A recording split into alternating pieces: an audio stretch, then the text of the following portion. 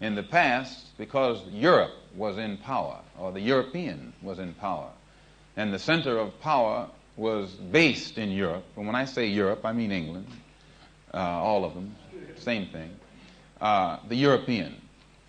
The European, being in the position of power, had one yardstick. He didn't use anybody else's yardstick. His yardstick was the yardstick. His definition was the definition. What he said was all there was to be said. The non-Europeans weren't in a position to say anything. They weren't in a position to use their own brain and come up with their own definition. They weren't in a position even to bring their yardstick out of the closet.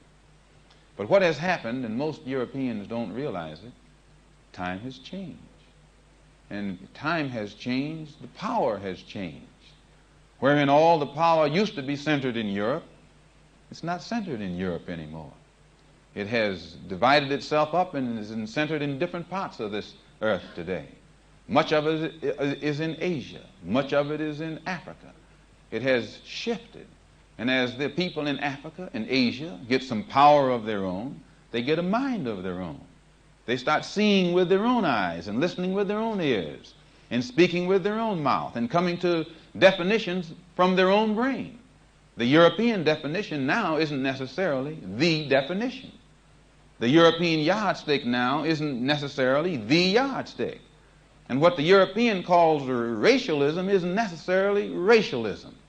And what the European calls brotherhood isn't necessarily brotherhood. It's something now that you have to sit down and analyze from wherever you sit. From wherever you sit. And when you look at it from wherever you sit, you usually see something different from that which he sees wherever he's sitting. In the past, he was sitting on you and me. Today, he's not sitting on you and me. So he sees things a little differently. And since you and I were being sat on and are not being sat on now, we see things a little differently.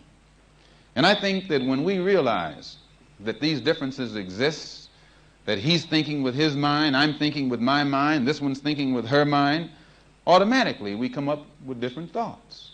When we respect each other's right to analyze things with our own mind and from our own point of view, then we won't clash as violently as we will clash if we think all of us are going to do this together, that together, or what you call racialism is what I call racialism.